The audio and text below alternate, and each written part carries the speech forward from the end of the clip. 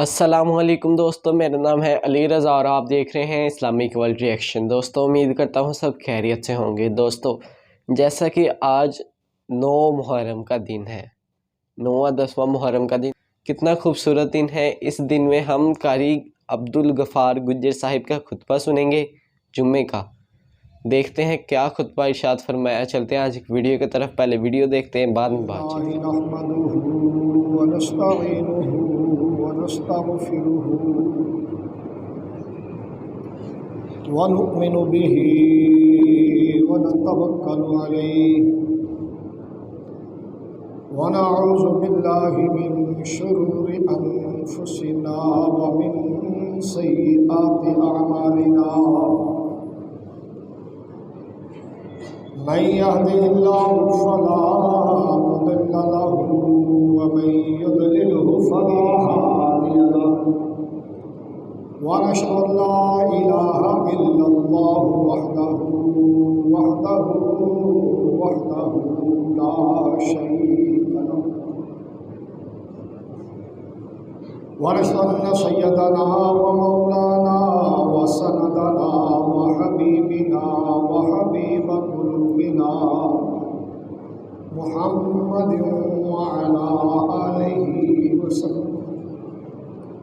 أما بعد فأعوذ بالله من الشيطان الرجيم. بسم الله الرحمن الرحيم. إنما يريد الله ليذهب عنكم الرجس أهل البيت ويطهركم تطهيرا. قال الله تبارك وتعالى في شان حبيبه مخبرا وعامرا: إن الله وملائكته يصلون على النبي يا أيها الذين آمنوا صلوا عليه وسلموا تسليما. اللهم صل على سيدنا ومولانا محمد وعلى آل سيدنا ومولانا محمد وبارك وسلم وصل عليه. الصلاة والسلام عليك يا رسول الله. الصلاة والسلام عليك يا حبيب الله. الصلاة والسلام عليك يا نبي الله. الصلاة والسلام عليك يا رحمة للعالمين. الصلاة والسلام عليك يا محبوب رب العالمين. الصلاة والسلام عليك يا جد الحسن والحسين. الصلاة والسلام عليك يا إمام الهدى. الصلاة والسلام عليك يا محمد رسول الله صلى الله عليه وسلم. تمام حمدیں، تمام تعریفیں اس مالک مولا کے لیے جو زمین کی تہوں میں بسنے والی مخلوق کے دلوں کی دھڑکن کو سنتا ہے اور انہیں رزق دیتا ہے. درود و سلام اس عظیم لاریب محبوب کی بارگاہ میں جو حرم مدینہ میں تشریف فرما ہے. اللہ کی توفیق سے ہمارا درود و سلام سنتے بھی ہیں اور ہمیں دیکھتے بھی.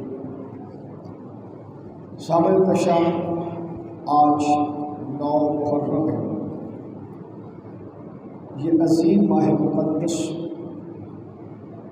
اول سے ہی حرمت والا ہے. اس ماہ مقدس کی بڑی شان ہے. یہ ماہ مقدس سید الشہداء امام حسین علیہ السلام کی شہادت سے قبل بھی محترم تھا، حرمت والا تھا، لیکن شہادت حسین نے اس کی حرمت کو اور بڑھا دیا، اس کی شان کو اور اضافہ کر دیا اس کی شان میں۔ امت محمدی صلی اللہ علیہ وسلم اس ماہ مقدس کو اگر سمجھتی ہے، جانتی ہے، یا اس پہ بہت زیادہ وہ کسی کا ذکر خیر کر کے سعادت حاصل کرتے ہیں تو وہ سید الشہداء امام حسین علیہ السلام ہے۔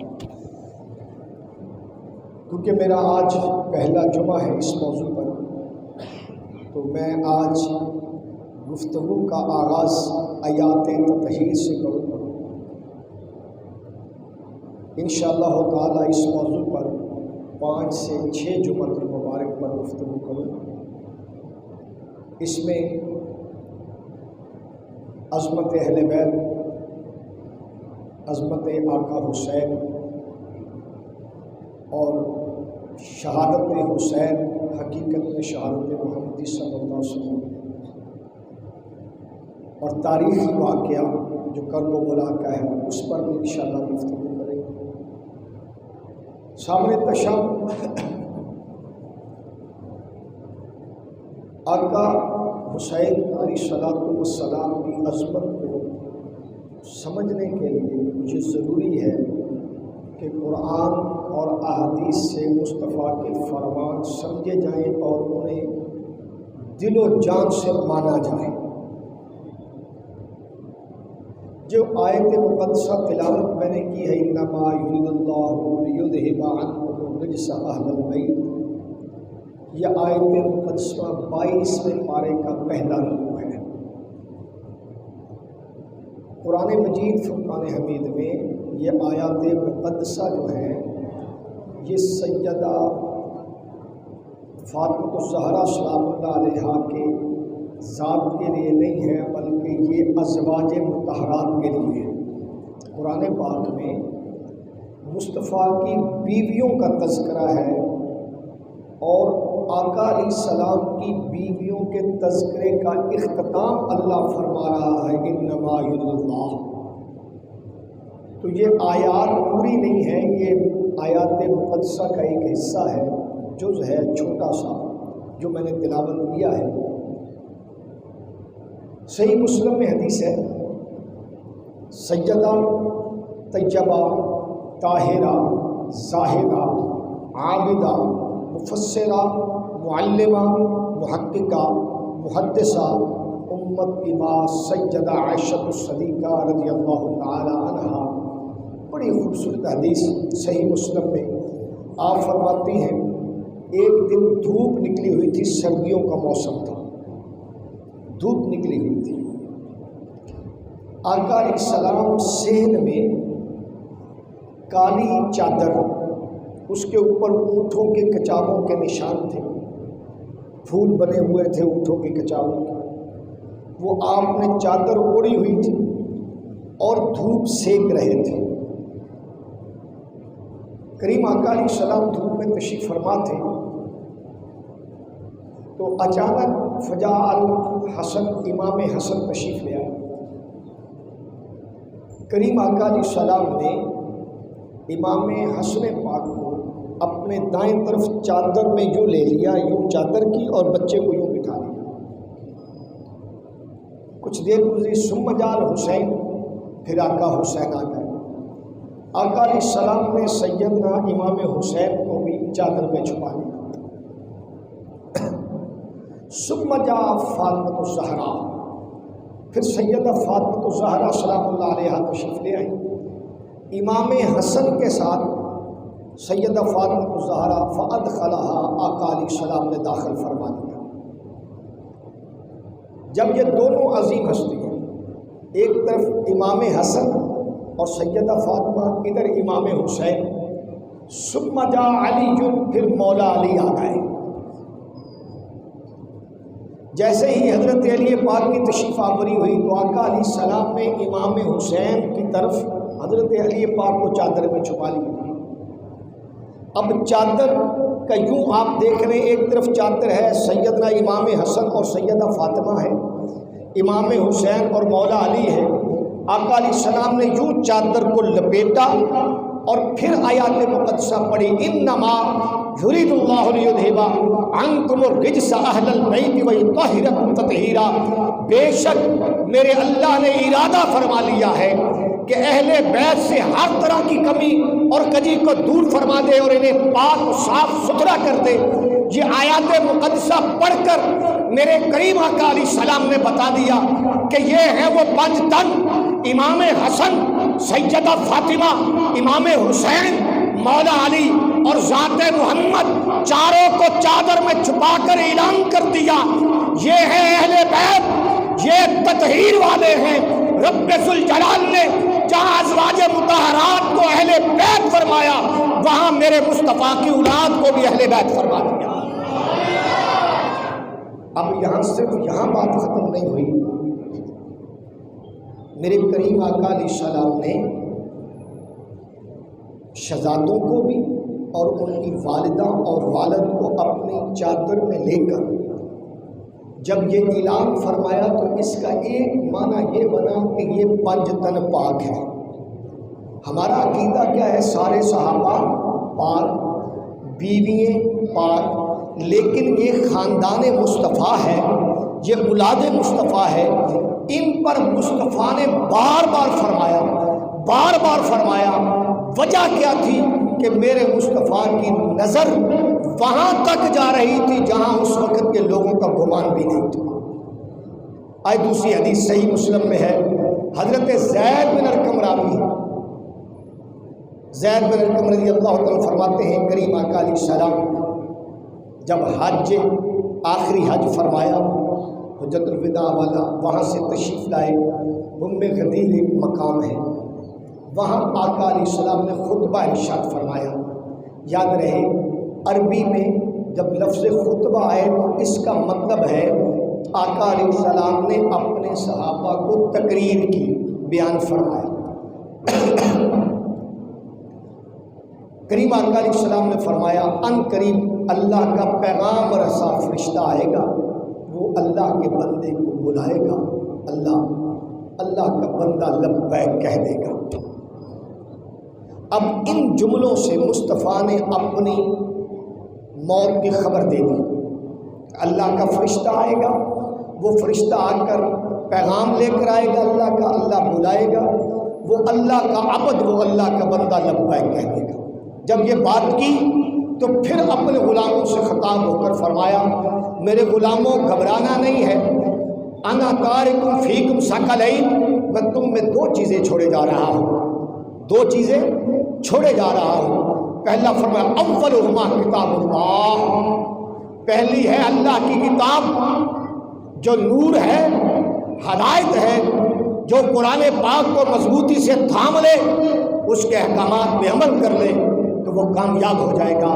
صحیح مسلم میں یہ حدیث ہے جو میں اس وقت پیش کر رہا ہوں۔ فرمایا کتاب اللہ اولہما کتاب اللہ، سب سے پہلے اللہ کی کتاب ہے، وثانی اہل بیتی، فرمایا غلاموں گواہ رہنا دوسری میری اہل بیت ہے۔ پہلے فرمایا اللہ کی کتاب ہے جسے میں تمہارے درمیان چھوڑے جا رہا ہوں، اور دوسری ہے میری اہل بیت۔ جب یہ جملہ قرآن کا فرمایا تو ایک مرتبہ فرمایا اولہما کتاب اللہ، اور جب بیت آئی اہل بیت کی فرمایا ثانی اہل بیتی، میں تمہارے درمیان اپنی اہل بیت چھوڑے جا رہا ہوں۔ پھر فرمایا اذکرکم اللہ اہل بیتی، اذکرکم اللہ اہل بیتی، اذکرکم اللہ اہل بیتی، یہ جملہ 3 مرتبہ فرمایا۔ اب اس جملے پہ غور کرنا، صحابہ کا جمع غفیر ہے، مجمع صحابہ ہے، میرے مصطفیٰ خطاب فرما رہے ہیں، اپنے غلاموں سے ارشاد فرماتے ہیں میں تم میں 2 چیزیں چھوڑے جا رہا ہوں، ایک ہے اللہ کی کتاب، اسے کبھی مت چھوڑنا، اس کا دامن مضبوطی سے پکڑ لینا، کبھی گمراہ نہیں ہوگے۔ دوسری میری اہل بیت ہے، اہل بیت کا دامن بھی پکڑ لینا۔ آگے جملہ فرماتے اذکرکم اللہ اہل بیتی، میں اے غلام اے میں صحابہ اذکرکم اللہ، تمہیں اللہ کی یاد دلاتا ہوں، تمہیں اللہ کی یاد دلاتا ہوں، تمہیں اللہ کی یاد دلاتا ہوں۔ یہ جملہ بظاہر اتنا ہے لیکن اس میں کچھ چھپا ہوا معنی ہے۔ میرے کریم آقا جانتے تھے میری اہل بیت میں مشکل وقت آئے گا، فرمایا اس لمحے کو یاد کرنا، میں تمہیں یاد دلا رہا ہوں میری اہل بیت سے محبت کرنا۔ اب یہ جملہ 3 مرتبہ فرمایا، اذکرکم اللہ اہل بیتی، اذکرکم اللہ اہل بیتی۔ ایک مرتبہ کافی تھا، صحابہ سے فرماتے تمہیں اللہ کی یاد دلاتا ہوں، اللہ کی یاد، دوسرے لفظوں میں کہہ لیں اللہ کا خوف دلاتا ہوں، جب میری اہل بیت کا معاملہ آ جائے تو کہیں ایسا نہ ہونا میری اہل بیت کو چھوڑ دینا۔ اب یہ جملہ کہنے کی ضرورت نہیں تھی، جب یہ فرما دیا 2 چیزیں چھوڑے جا رہا، پہلی کتاب، دوسری اہل بیت۔ یہ بڑی وزنی بات تھی، بڑی قوی بات تھی۔ یہ حجت الوداع کے بعد کا خطبہ ہے اور سفر کا پہلا خطبہ مصطفیٰ فرما رہے ہیں، اس خطبے میں یہ جملہ فرما دینا، لیکن واللہ میرے مصطفیٰ نے فرمایا اذکرکم اللہ، اذکرکم اللہ، اذکرکم اللہ۔ اب یہ پیغام پوری امت کو ہے، ہر کلمہ پڑھنے والے کو ہے کہ جب میری اہل بیت کا معاملہ آ جائے تو میانہ یہ نہ ہو تمہارا پیمانہ اور کسی طرف چلا جائے، جب میری اہل بیت کی باری آئے تو وہی ایمان کا محور ہے، اسی سے محبت کرو، محبت کو کامل پکڑ لو، کامیاب ہو جاؤ گے۔ سامنے تشام حضرت زید بن ارقم، یہی صحابی، حدیث ہے جامع ترمذی، اسی میں یہ دوسرے طرق سے حدیث ہے، دوسرے حوالے سے حدیث پیش کر رہا۔ فرمایا لن تعرفوا فیکم ثقلین ان تمسکوا لن تضلوا احدہما۔ فرمایا تم میں 2 چیزیں چھوڑے جا رہا۔ کتنی چیزیں؟ 2، ایک سے بڑھ کر ایک ہے، احدہما اعظم من الاخر، دونوں ایک سے بڑھ کر ایک ہے، یہ نہیں ہے کہ دونوں کم ہیں، فرمایا ایک سے بڑھ کر ایک ہے، 2 چیزیں چھوڑے جا رہا۔ لن تضلوا احدہما اعظم من الاخر، فرمایا ایک سے بڑھ کر ایک ہے، دونوں بڑی عظمت والے ہیں، دونوں بڑی شان والے ہیں۔ فرمایا اولہما کتاب اللہ، پہلی ہے کتاب، حبل ممدود من السماء۔ فرمایا وہ جو پہلی کتاب ہے، کتاب وہ آسمان سے ایسے جیسے کوئی لٹکتی ہوئی چیز ہو، رسی ہو، جو اسے تھام لے گا وہ کبھی گمراہ نہیں ہوگا، وہ کبھی گمراہ نہیں ہوگا۔ وثانی اہل بیت، فرمایا دوسری میری اہل بیت ہے۔ اب اس حدیث کا آخری جملہ بڑا قابل غور ہے۔ اب میرے مصطفیٰ نے فرمایا کہ 2 چیزیں چھوڑے جا رہا ہوں، نمبر 1 قرآن ہے، نمبر 2 اہل بیت ہے۔ اگلا جملہ میرے مصطفیٰ نے فرمایا وَلَن يَتَفَرَّقَا حَتَّى يَرِدَ الْحَوْضَ۔ سن لو میرے غلاموں، کبھی بھی ہرگز کبھی جدا نہیں ہوں گے۔ جہاں قرآن ہوگا وہاں اہل بیت ہوگی، جہاں اہل بیت ہوگی وہاں قرآن ہوگا۔ وَلَن يَتَفَرَّقَا حَتَّى يَرِدَ الْحَوْضَ، یہاں تک حوض کوثر پر قرآن بھی ہوگا، اہل بیت بھی ہوگا، یہ کبھی جدا نہیں ہوں گے۔ آقا علیہ السلام کے زمانے سے لے کر میدان محشر حوض کوثر تک، جہاں قرآن وہاں اہل بیت، جہاں اہل بیت وہاں قرآن۔ اگر قرآن نہ پایا جائے تو اہل بیت کی محبت کا دعویٰ کیا جائے تو غلو ہے، ناقص ہے۔ جہاں اہل بیت کی محبت نہ پائی جائے، قرآن کا دعویٰ کیا جائے، ناقص ہے۔ قرآن بھی ساتھ ہو، اہل بیت کا دامن بھی تھاما ہو، کامیابی یہ ہے قرآن کو ایک ہاتھ میں پکڑا ہو، دوسرے ہاتھ میں اہل بیت ہو تو حوض کوثر کے جام پلائے جائیں۔ اب میں اس کا ایک جائزہ پیش کرتا ہوں۔ میدان محشر میں ہو، آج کل 10 محرم ہے، بہت سے لوگ اس وقت اس عظیم ماہ مقدس کو منانے کا اپنا اپنا طریقہ ہے۔ ایک گروپ ایسا ہے جو یہ 10 دن بہت خوب مناتا ہے، آپ ان کی مجالس میں چلا جائیں قرآن نہیں نظر آئے گا، قرآن نظر نہیں آئے گا۔ اور ایک گروپ ایسا ہے جو اس ماہ مقدس میں اہل بیت کا ذکر ہی نہیں کرتا، وہ کوشش کرتا ہے کہ اہل بیت کے ذکر کی وجہ کرنے کی وہ نقص بدیاں نکالتا ہے۔ اب ذرا توجہ سے، ایک گروپ ایسا ہے جو بڑا قرآن پڑھتے ہیں، ہر مجلس میں قرآن کی لمبی لمبی آیات مقدسہ پڑھتے ہیں، اور پڑھ کر جناب تقریریں کرتے ہیں۔ ایک گروپ ایسا ہے قرآن کے ایک معنی سے جز لیں گے وہ بھی نہیں، ان کا ذاکر تو بالکل ہی نہیں ہوگا۔ اب جب میدان محشر کا منظر آ جائے، ایک آدمی آئے حوض پینے کے لیے، وہ قرآن کے ماننے والا، قرآن سے بڑی محبت کرنے والا ہو اور اہل بیت سے اس کا دامن خالی ہو، وہ جب حوض پہ آئے گا، قرآن کی بارگاہ میں حاضر ہوگا، قرآن سے کہے گا مجھے حوض پلایا جائے، قرآن پوچھے گا بتا تیرے دامن میں اہل بیت کی محبت کا ذخیرہ ہے؟ بدقسمتی سے اہل بیت کی محبت کا ذخیرہ نظر نہیں آئے گا، قرآن جھٹلا دے گا، کوثر نہیں پلائے گا۔ پھر دوسرا گروہ آئے گا اہل بیت کی بارگاہ میں، وہ کہے کہ ہم نے ساری زندگی مولا علی کی، ہم نے ساری زندگی حسین کیا، ہم نے ساری زندگی سیدہ پاک کا تذکرہ کیا۔ پھر اہل بیت سوال کر دے گی چل تم ساری زندگی اہل بیت کا ذکر کرتے رہے، تمہارے دامن میں قرآن ہے، قرآن کی محبت ان کے دامن میں غالب نہیں ہوگی، حوض نہیں ملے گا۔ پھر ایک ایسی جماعت آ جائے گی جن کے پاس دی ہوئی کتاب اللہ بھی ایک ہاتھ میں ہوگی، ایک ہاتھ میں محبت اہل بیت ہوگی، قرآن بھی جام بھر بھر کر پلائے گا اور اہل بیت بھی جام بھر بھر کر پلائیں گے۔ فرمایا وَلَن يَتَفَرَّقَا حَتَّى يَرِدَ الْحَوْضَ، ہرگز جدا نہیں ہوں گے حوض کوثر پر اہل بیت اور قرآن اکٹھے ہو جائیں گے۔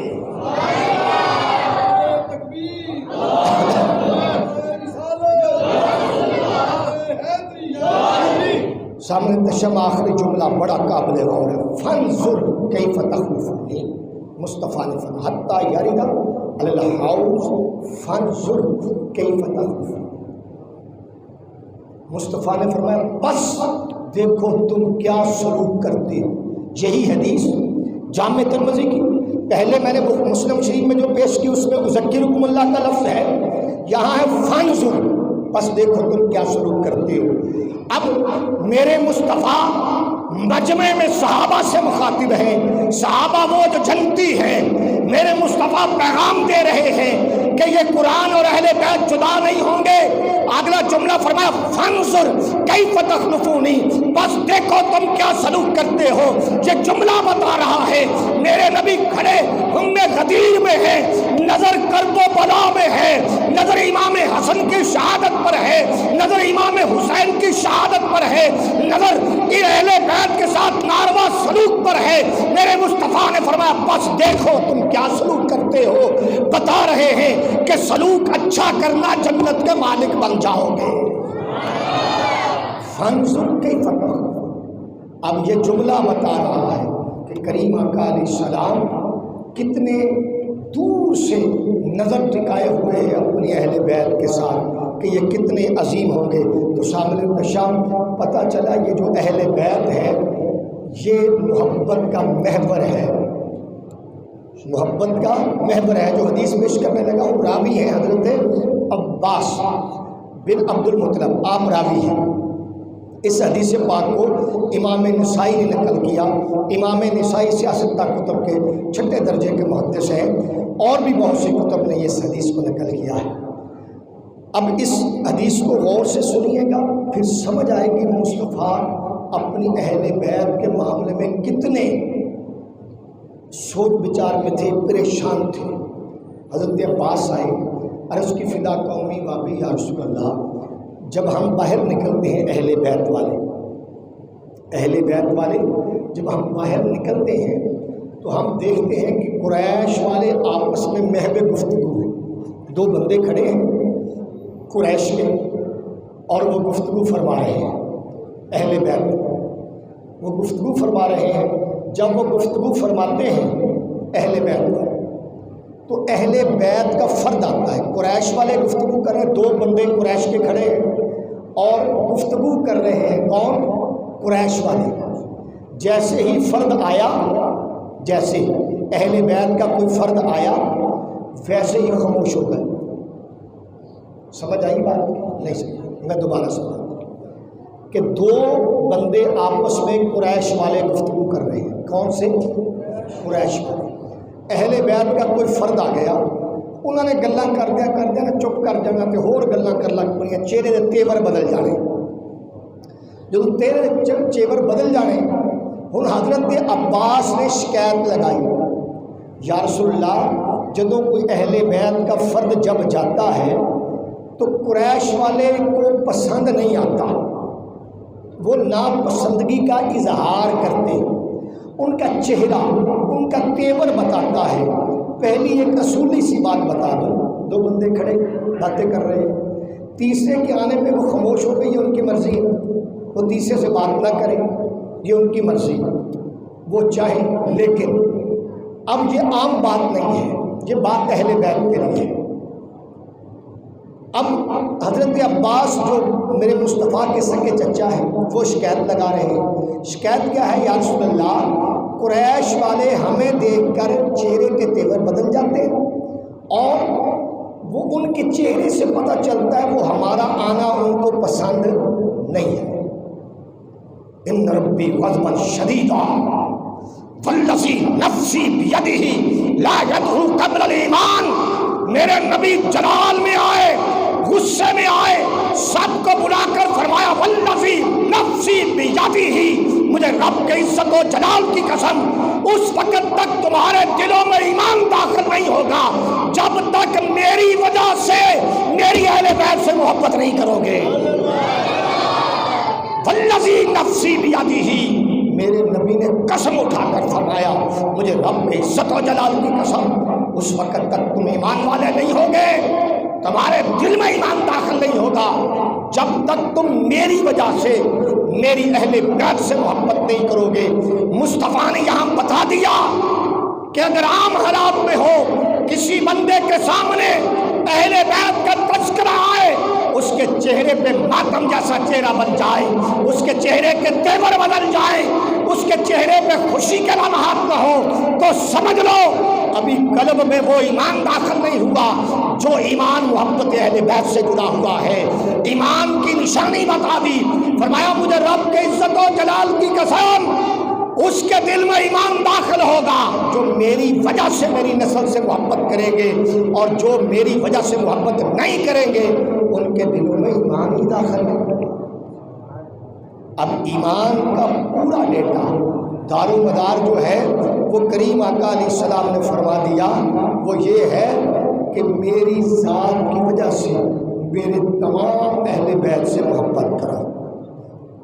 سامل تشاء کریم آقا علیہ السلام نے امت کو بار بار بتایا کہ اہل بیت جو ہے یہ نجات کا ذریعہ ہے، یہ کیا ہے؟ نجات کا ذریعہ ہے۔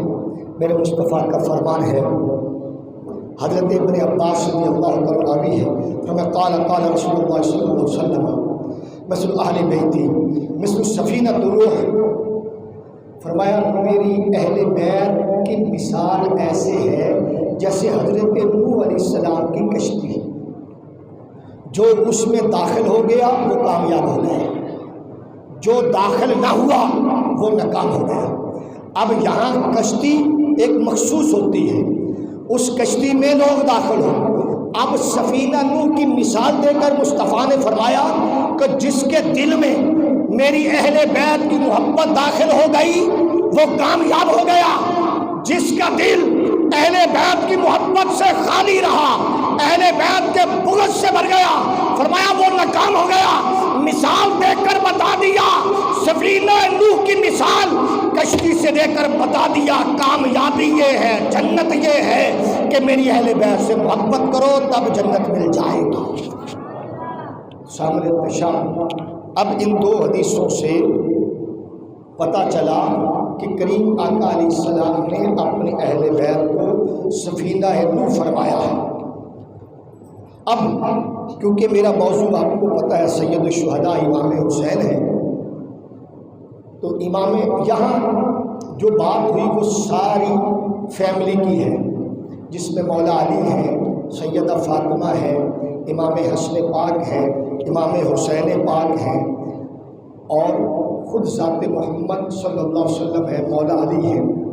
اب دنیا کا ایک نظام ہے، دنیا کا ایک دستور ہے، جب بھی کوئی نسل کی ابتدا ہوتی ہے تو اس کا تعلق باپ سے ہے۔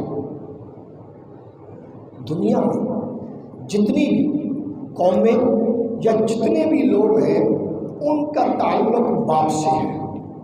لیکن قربان جو مصطفیٰ کریم علیہ السلام نے فرمایا، عمر بن خطاب رضی اللہ تعالی قال سمعت رسول اللہ صلی اللہ علیہ وسلم کل سبب و نسب، فرمایا تمام نسب ینقطع ختم ہو جائیں گے یوم القیامت الا ما کانا نسبی، وہاں فرمایا لوگوں سن لو، میدان معاشر میں کسی کا نسب نہیں ہوگا، ہر نسب اختتام پذیر ہو جائے گا، ہر نسب ختم ہو جائے گا، میدان معاشر میں میرا نسب ہوگا اور میری آل ہوگی، یہ بتا دیا میدان معاشر میں اور کوئی نسب نہیں ہوگا سوائے نسب محمد کے۔ اور فرمایا میرا نسب کیا ہے؟ کریم آقا علیہ السلام نے فرمایا ہر بچے کا نسب اس کا باپ ہے، لیکن میرا نسب میری بیٹی فاطمہ سے ہے۔ ہر بچے کا نسب اس کے باپ سے شروع ہوتا ہے اور میرا نسب میری بیٹی فاطمہ سے شروع ہوتا ہے۔ فرمایا میرا نسب بیٹی فاطمہ سے، یہ مختلف طرق سے، ایک حدیث نہیں ہے، مختلف طرق کی حدیثیں ہیں۔ سید عمر بن خطاب راوی ہیں، حضرت انس راوی ہیں، حضرت جابر راوی ہیں۔ فرمایا میری ذریت، میرا نسب فاطمہ سے ہوگا۔ اب جو ایک اصول ہے سید کے لیے، غیر فاطمی سید نہیں ہے، غیر فاطمی سید نہیں ہے، سید وہ ہے جو سیدہ فاطمہ کے بطن پاک سے پیدا ہو اور آپ کے بطن پاک سے نسل چلی ہو۔ مولا علی کی اولاد اور بھی ہے، اور ازواج سے بھی بیٹے ہیں اور ازواج سے بیٹیاں بھی ہیں، وہ ہاشمی ہے، اور سیدہ فاطمہ الزہرا سلام اللہ علیہا کے بطن پاک سے جتنے بچے اور جو یہ نسل چلی ہے، یہ نسل ہے سید کی نسل۔ سید کہتے ہیں جو سیدہ فاطمہ کی اولاد سے، سیدہ فاطمہ الزہرا سلام اللہ علیہا کی اولاد سے جو بچہ پیدا ہوگا وہ سید کہلائے گا۔ اس کے علاوہ جتنے بھی بچے ہیں وہ سید نہیں، وہ بچے ہاشمی کہلائیں گے۔ اب مولا علی کی اولاد تو ہے، کرب و بلا میں حضرت ابوبکر صدیق کے نام پر ایک بیٹے کا نام ہے، عثمان ذو النورین کے نام پر بیٹے کا نام ہے، حضرت عمر کے نام پر ایک بیٹے کا نام ہے۔ یہ آپ نے سنا کبھی یہ بھی شہید ہوئے وہاں؟ اہل تشیع کا نام ہی نہیں لیتے، یہ حضرت علی کے بیٹے ہیں، عثمان بن علی، ابوبکر بن علی، عمر بن علی، یہ شہید ہوئے ہیں کرب و بلا میں۔ لیکن یہ قوم کو گمراہ کرنے کے لیے کہتے ہیں نا کہ جناب نہیں محبت جو تھی وہ تو کرتے ہی نہیں تھے۔ مولا حضرت عمر بن خطاب فرماتے ہیں مجھے رب کے عزت و جلال کی قسم، قریب آقا سیدہ فاطمہ سے بڑی محبت کرتے تھے، میں بھی ان کی غلامی کیا کرتا تھا۔ یہ کیسے ہو سکتا ہے؟ سامنے تشام بڑی خوبصورت حدیث کریم حضرت حذیفہ رضی اللہ عنہ ہے، یہ حدیث پوری سناتا ہوں آپ کو۔ حضرت حذیفہ رضی اللہ تعالیٰ عنہ لکڑیاں اکٹھی کیا کرتے تھے۔ کیا کیا کرتے تھے؟ لکڑی۔ آپ کا گھر مسجد نبوی سے ہٹ کر تھا، حضرت حذیفہ کا مسجد نبوی سے ہٹ کر گھر تھا۔ ایک دن آئے عصر کے بعد، گھر میں لکڑی رکھی تو ماں نے پوچھا بیٹا محمد صلی اللہ علیہ وسلم کی بارگاہ میں پیش ہوئے کتنے دن ہو گئے؟ آپ نے کی اماں جان کافی دن ہو گئے۔ فرمایا پھر جاؤ آقا کی بارگاہ میں سلام عرض کر کے اور میرا بھی سلام کہنا اور دعا کروانا۔ یہ کس نے کہا؟ حضرت حذیفہ کی ماں نے۔ حضرت حذیفہ رضی اللہ تعالیٰ عنہ آپ تشریف لے گئے اور جا کر کریم آقا علیہ السلام کے پیچھے نماز مغرب ادا فرمائی۔ جب نماز مغرب ادا فرما لی تو مصطفیٰ کریم نفلوں میں مشغول ہو گئے، نفل پڑھتے رہے۔ مسند امام احمد بن حنبل کی حدیث پیش کر رہا ہوں،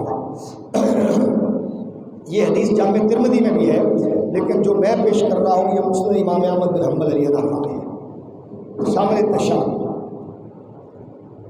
حضرت حذیفہ فرماتے ہیں کہ نماز مغرب کے بعد کریم آقا علیہ السلام نفل پڑھنے لگے، نماز عشاء ہو گئی۔ نماز عشاء کے بعد مصطفیٰ اپنے گھر کی طرف چلے، کہتے میں بھی چلا، اندھیرا تھا۔ مصطفیٰ نے پوچھا کون؟ انت حذیفہ؟ آگے جواب نہیں ملا، فرمایا پہلے پوچھا کون، پھر فرمایا انت حذیفہ، تو حذیفہ ہے؟ نعم یا رسول اللہ۔ اگلا جملہ مصطفیٰ نے فرمایا اللہ تیری ماں پہ رحم فرمائے۔ حضرت حذیفہ نے ماں کا تذکرہ نہیں کیا، ماں کے بارے میں کوئی جملہ نہیں بولا۔ میرے مصطفیٰ جانتے تھے حذیفہ آیا ہے، ماں نے بھیجا ہے، ماں نے دعا کے لیے کہا ہے۔ فرمایا اللہ تیری ماں پہ رحم فرمائے۔ چہرے پہ بڑی حشاش بشاش مسکراہٹ تھی۔ تو حضرت حذیفہ نے پوچھا عرض کی یا رسول اللہ آج آپ بڑے خوش ہیں، آج چہرہ بڑا حشاش بشاش ہے۔ تیرے میرے کریم آقا نے فرمایا حذیفہ آسمان سے ایک فرشتہ آیا ہے جو پہلی مرتبہ آیا، اس سے پہلے زمین پر نہیں آیا، اس سے پہلے وہ فرشتہ نہیں آیا۔ فرمایا وہ پیغام کیا لایا، وَأَنَّ الْحَسَنَ وَالْحُسَيْنَ سَيِّدُ أَشْبَابِ أَهْلِ الْجَنَّةِ وَسَيِّدُ فاطمۃ الزہراء أشباب أهل الجنہ۔ فرمایا وہ پیغام لایا ہے، اللہ بتا رہا ہے، اللہ کہہ رہا ہے اے محمد اللہ نے حسنین کریمین کو جنتیوں کا سردار اور فاطمۃ الزہراء کو عورتوں میں جنتیوں کا سردار بنا دیا ہے۔ جنتی نوجوانان کے سردار حسنین کریمین ہیں، اور جنتی خاتون میں جنت سیدہ فاطمۃ الزہراء عورتوں کی سردار ہے۔ لہذا یہ دونوں شہزادوں کو جنتیوں کا سردار فرمایا اور سیدہ پاک کو جنتی عورتوں کا سردار فرمایا، اور یہ لقب دیا سید کا کہ آپ سردار ہیں۔ یہ سید کا لقب دیا کہ آپ سردار ہیں، یہ جنتیوں کے سردار ہیں۔ اب یہ بتائیں جو بات میں آگے حدیث کوٹ کرنے لگا، وقت کی قلت کی وجہ سے وہ حدیث پیش کر دیتا ہوں۔ مولا علی راوی ہے، حضرت ابوبکر صدیق راوی ہے، مختلف طرق سے یہ حدیث ہے۔ امام حسن پاک ناف سے اوپر مصطفیٰ کے شبیہ تھے، امام حسین پاک ناف سے نیچے مصطفیٰ کے شبیہ تھے۔ یہ حدیث یاد رکھنا، میرا ایک موضوع آئے گا کہ شہادت حسین در حقیقت میں شہادت محمد صلی اللہ علیہ وسلم، یہ حدیث وہاں بڑی فٹ آئے گی۔ میرے مصطفیٰ کے مشابہ تھے، ناف سے اوپر امام حسن، ناف سے نیچے سیدنا امام حسین، اور معمول صحابہ کا یہ تھا کہ جب دیکھنا چاہتے محمد عربی صلی اللہ علیہ وسلم کو، دونوں شہزادوں کو دیکھ لیتے تو مصطفیٰ کا چہرہ نظر آتا، امام حسن میں مصطفیٰ کا چہرہ نظر آتا، اور جو چال ڈھال تھی وہ میں امام حسین میں نظر آتی۔ دونوں شہزادوں کو ملائیں تو شبیہ محمد بن جاتی ہے۔ رب نے دونوں کو مصطفیٰ کی شبیہ بنا کر دنیا میں بھیجا ہے۔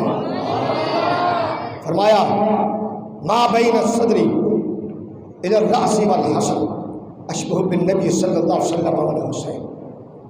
اب یہ دونوں شبیہ محمد صلی اللہ علیہ وسلم بنتے ہیں۔ جامع ترمذی میں حدیث ہے کریم۔ اب اس حدیث کو سننے کے بعد ہر بات سمجھ آ جاتی ہے۔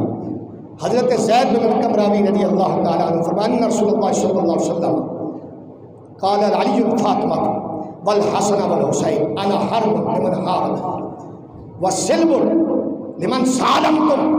میرے نبی نے فرمایا لوگوں سن لو، جو میرے علی، جو میری فاطمہ، جو میرے حسن، میرے حسین سے جنگ لڑے گا، میں محمد کی اس سے جنگ ہوگی۔ جو حسن سے، حسین سے، مولا علی سے، فاطمہ سے صلح رکھے گا، میں اس سے صلح رکھوں گا۔ اور ایک جگہ فرمایا حرب لمن حاربتم وسلم لمن سالمتم، دوسری جگہ فرمایا سن لو، جو ان سے صلح کرے گا میں محمد کی صلح ہوگی، جو ان سے جنگ کرے گا میں محمد کی جنگ ہوگی۔ اب کوئی بندہ یزید کو کیسے بچا سکتا ہے جب مصطفیٰ صلی اللہ علیہ وسلم نے فرما دیا الحرب لمن حارب وسلم لمن سالم، کہ میری صلح ہے اس سے جو ان شہزادوں سے صلح رکھے، میرا جھگڑا ہے اس سے جو ان دونوں سے جھگڑے۔ سامر تشا عظیم ماہ مقدس میں سید الشہداء امام، ابھی تو میں نے موضوع کی ابتدا کی ہے، ابھی تو ابتدا ہے، آج جا کے گفتگو کا آغاز ہوا۔ انشاءاللہ تعالیٰ اگلا جمعہ مبارک صرف امام حسین کی ذات اقدس پہ گفتگو کروں گا۔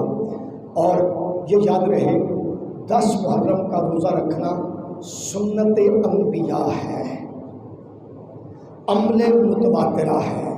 مصطفیٰ کریم علیہ السلام نے خود بھی روزہ رکھا، بلکہ حدیث میں ہے کریم آقا علیہ السلام نے فرمایا 10 محرم کا روزہ 1 سال کے روزوں کا کفارہ ہے، 1 سال کے روزوں کے برابر ثواب ملتا ہے۔ یہ عظیم دن ہے، یہ پہلے بھی حرمت والا تھا۔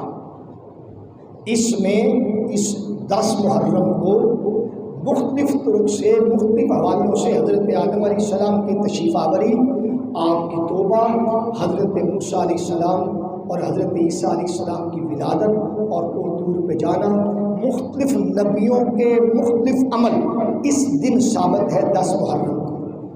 اس لیے یہ پہلے بھی حرمت والا تھا، لیکن آقا حسین کی شہادت نے اس دن کو 4 چاند لگا دی، اس کی حرمت بھی بڑھ گئی، اس کی عزت و شان بھی بڑھ گئی۔ پتہ چلا یہ ہر لحاظ سے اعلیٰ دن ہے۔ سامنے تشم، اب اس دن کو ہم قبرستان میں جاتے ہیں تو میری گزارش ہے کہ قبرستان میں تو ویسے جب چاہے جائیں، کوئی لازمی نہیں ہے 10 محرم کو جانا۔ جب آپ جائیں تو قبروں کا احترام کریں، وہیں سے مٹی اٹھا کے نہ ڈال دیں۔ اگر مٹی ڈالنی ہے تو باہر سے لے کے آئیں۔ قبروں کا احترام بڑا ضروری ہے۔ خواتین کو قبرستان میں نہیں آنا چاہیے، جتنی زیادہ بچت لی جا سکے عورتیں قبرستان میں نہ آئیں۔ 10 محرم کا دن ہے، یہ بحث و مباحثہ ہوتا ہے۔ اکثر لوگ ہمارے گاؤں میں یزید کے وفادار لوگ ہیں جن کا یہ نظریہ ہے کہ نہیں، یہ یزید اتنا قصوروار نہیں تھا، وہ بھی صحابی ہے، وہ بھی جنتی ہے، اس کے لیے وہ دلیلیں بھی پیش کرتے ہیں۔ جب بھی کبھی آپ کا ایسے شخص سے واسطہ پڑے اور وہ بحث کرے، اسے کرنا بحث نہیں کرنی، بیٹھو، دعا مانگو، عرض کرو یا اللہ تو خدا سے مانگ، یا اللہ جو ٹھکانہ یزید کا ہے وہ تیرا ہو جائے، میں حسینی ہوں، میں عرض کروں گا مالک و مولا آقا حسین کے ساتھ میرا ٹھکانہ ہو جائے۔ بحثنا نہیں ہے، بس یہ اسے کہنا دعا مانگ، تو کہتا ہے یزید سچا ہے، تو کہتا ہے جنتی ہے، تیرے بعد تو اس کے بارے میں رائے اچھی رکھتا ہے تو دعا مانگ لے، اپنی اس کے ساتھ آخرت مانگ لے۔ ہم آقا حسین کے غلام ہیں تو ہم آخرت آقا حسین کے ساتھ انشاءاللہ بحث کی ضرورت نہیں پڑے گی، جوتے چھوڑ کر بھاگ جائیں گے۔ اللہ تعالیٰ آقا حسین سے محبت کی توفیق عطا فرمائے۔ وآخر دعوانا ان الحمدللہ۔ جی دوستو، جیسا کہ آج کی ویڈیو میں ہم نے دیکھا قاری عبدالغفار نے کتنا خوبصورت خطبہ ارشاد فرمایا۔ یہ صرف پارٹ 1 ہے، پارٹ 2 دیکھنے کے لیے چینل کو لائک اور سبسکرائب ضرور کیجئے، اور اگر آپ ہمارے چینل پر نئے آئے ہیں تو سبسکرائب کر کے بیل آئیکن کے بٹن پر ضرور کلک کریے گا، کیونکہ ہماری نئی سے نئی ویڈیو آپ تک پہنچتی رہے۔ ملتے ہیں نیکسٹ ویڈیو میں، اتنی دیر کے لیے اللہ حافظ۔